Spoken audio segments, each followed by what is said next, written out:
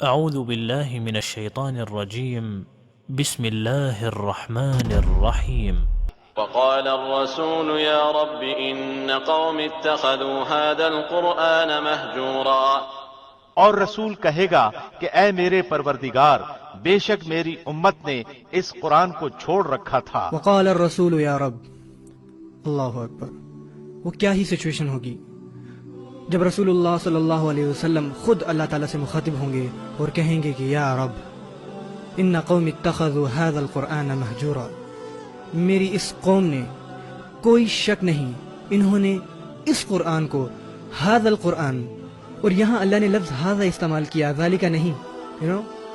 جب آپ شروع سے قرآن مجید پڑھنا شروع کرتے ہیں سورہ بقرہ سے، الف لام میم ذالک الکتاب لا ریب فیہ، یہاں اللہ نے یہ نہیں کہا کہ ذالک القرآن، یہاں اللہ نے فرمایا ھذا القرآن، ھذا للقریب، یہ قرآن آپ کے بالکل پاس تھا، آپ کے بالکل سامنے تھا، لیکن تب بھی آپ نے اس کو سیریسلی نہیں لیا۔ اور پھر رسول اللہ صلی اللہ علیہ وسلم قیامت الدین اللہ سے شکایت کریں گے کہ میری قوم نے اس قرآن کو، نہ کہ اس قرآن کو، اس قرآن کو۔ اور ایک اور فائدہ بھی ہوا یہاں پہ لفظ ھذا استعمال کرنے کا، بلاغی فائدہ، کہ لفظ ھذا اس آیت میں کہ قرآن مجید کو قیامت الدین ہمارا شاہد گواہ بنا کر پیش کیا جائے گا۔ جیسے عدالت میں آپ گواہ لاتے ہو اور پھر ثبوت لاتے ہو، اور پھر ان ثبوتوں کی بنا پہ آپ کہتے ہو کہ یہ ثبوت ہے اور یہ انسان مجرم ہے، تو قیامت کے دن قرآن بذات خود ثبوت بن کے آئے گا۔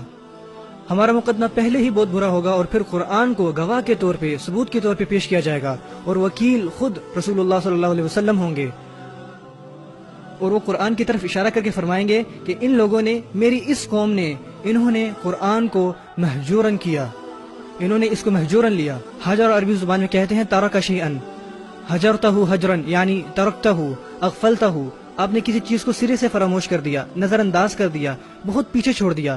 میرے خیال سے یہاں جو اردو بولنے والے بیٹھے ہیں ان کو ہجرت کا مطلب پتا ہوگا، ٹو مائگریٹ سم تھنگ، کسی چیز کو چھوڑ کر چلے جانا۔ اس آیت میں متروکن نہیں کہا گیا، متروکن کا مطلب ہوتا ہے پیچھے چھوڑ دینا، مہجورن کا مطلب ہوتا ہے کہ بہت پیچھے چھوڑ دینا۔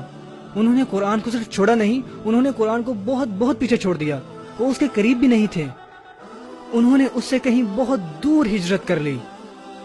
اور میں آج اپنے آپ کو اور آپ سب کو یہ یاد دہانی کروانا چاہتا ہوں کہ جو کردار قرآن ہم سے مانگتا ہے، اگر ہم اس سے بہت دور ہیں، وہ کردار ہمارے اندر نہیں ہے، یہاں تک کہ ہم اس کی تلاوت بھی کر رہے ہیں، تو یہ بھی قرآن سے ہجرت کی نشانی ہے۔ ہم ابھی بھی قرآن سے بہت دور ہیں، یعنی ہم اس کی تلاوت کرنے کے باوجود بھی اپنے کردار میں کوئی تبدیلی نہیں دیکھتے، تو ہم اس سے بہت دور جا رہے ہیں۔ اور یہ بنی اسرائیل کی خصوصیت تھی۔ اور سورہ فرقان قرآن کی 25ویں صورت ہے، زیادہ لمبی صورت نہیں ہے، تو جب آپ گھر جائیں تو آپ اس کی ٹرانسلیشن پڑھ سکتے ہیں، اور یہ ایک انتہائی خوبصورت صورت ہے قرآن مجید کی۔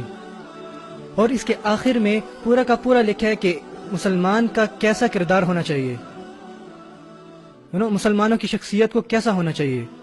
اور یہ تب کیوں کہا گیا جب رسول اللہ صلی اللہ علیہ وسلم نے شکایت کی کہ لوگوں نے قرآن کو چھوڑ دیا ہے، کیونکہ جو انسان قرآن کو نہیں چھوڑتا اس کی شخصیت دوسری قسم کی ہوتی ہے، ان کی شخصیت، ان کے کردار الگ ہوتے ہیں، ان کے اعمال کچھ اور ہوتے ہیں، حتیٰ کہ وہ کس کے ساتھ رہتے ہیں وہ بھی مختلف لوگ ہوتے ہیں۔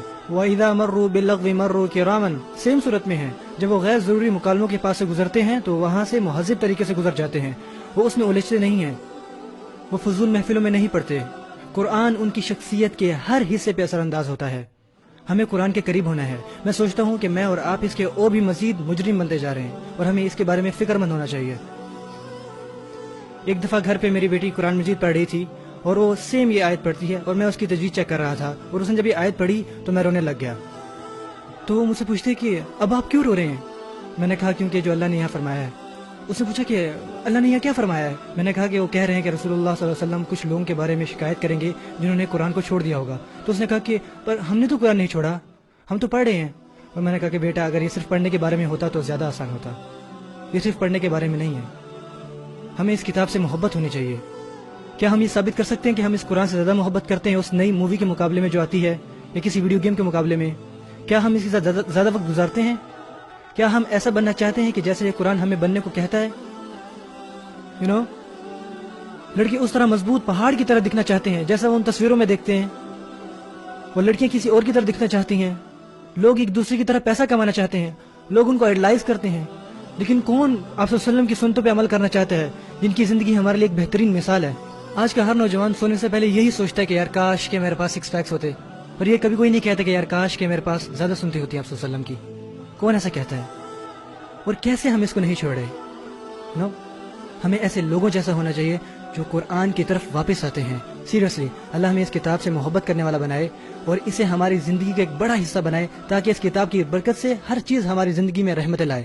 اللہ مسلمانوں کو اس کتاب کو سمجھنے کی توفیق دے جیسا کہ سمجھنے کا حق ہے، اور اللہ آپ کو بہتر والدین بننے کی توفیق دے جو اس کتاب سے محبت کرتے، اسے سمجھتے، بلکہ اپنے بچوں کو یہ پڑھانے کی صلاحیت رکھتے ہیں تاکہ آپ کے بچے قیامت کے دن آپ کے حق میں گواہی دے سکیں۔ اللہ مسجدوں اور مدرسوں کو جہاں یہ بچے قرآن حفظ کرتے ہیں انہیں نہ صرف یہ حفظ کروانے بلکہ انہیں اس کا ہر لفظ سمجھانے میں بھی مدد کرے، اور اس کے ساتھ زندگی گزارنے اور نماز میں نہ صرف اپنی زبانوں سے بلکہ اپنے دل سے پڑھنے کی توفیق عطا فرمائے۔ اللہ ہمیں ان لوگوں میں سے بنائے جو واقعی قرآن کے ساتھ جیتے ہیں اور قرآن ان کے دل میں موجود رہتا ہے۔ بل ہوا آیات بینات فی صدور الذین اوتوا العلم، یہ آیات ہیں جو ان کے دلوں میں رہتی ہیں جنہیں علم عطا کیا جاتا ہے۔ اللہ ہمارے دلوں میں اسے پیوست کر دے۔ بارک اللہ لی ولکم فی القرآن الحکیم۔ تبارك الذي نزل الفرقان على عبده ليكون للعالمين نذيرا